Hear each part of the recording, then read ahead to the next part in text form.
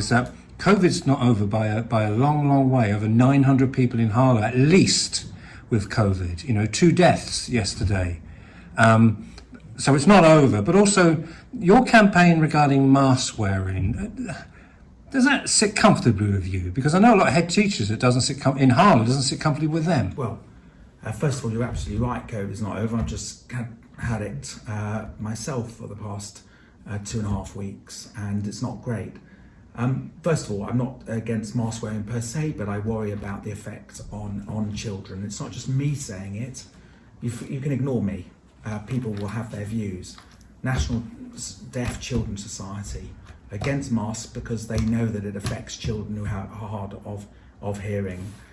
The Children's Commissioner, that's a neutral person, that's not a political person, Rachel D'Souza, has expressed worries about mask wearing. Jonathan Van Tam, the very respected Deputy Chief Medical Officer, I think he's just stepped down from his post, but he said that mask for children impedes development.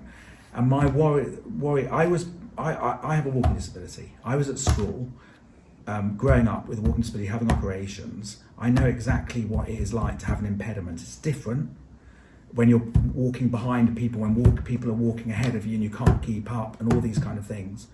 And I care deeply about children who have some kind of special education needs or hearing ability, and I've tried to do a lot in Parliament, and masks are not good for those kind of children. And that is where I'm coming from on this. The medical evidence is very unclear whether they benefit or not. And also, we're in a very different situation to last year because, thank God, most teachers and support staff have been vaccinated. And I thank every single one of them in Harlow. I visit schools all the time in Harlow and around the country for all they've done to keep our children learning.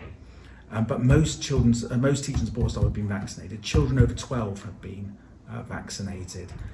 And so we know that children are not significant vectors of transmission, and that transmission in schools, this is the evidence speaking, are no greater than any other part of the community. So when I say I'm not against masks per se, but I am really worried about masks for children for the reasons that, not me, ignore me, that the Children's Commission has set out, that Van Tam has set out, that the National Deaf Children's Society has set out, that other children's groups have set out. So sometimes I have to say things that I believe in, even if it does make me unpopular in some quarters, because I can't make everyone happy all the time. But if I worry that masks are going to impede children with disadvantages, I've got to be able to say that.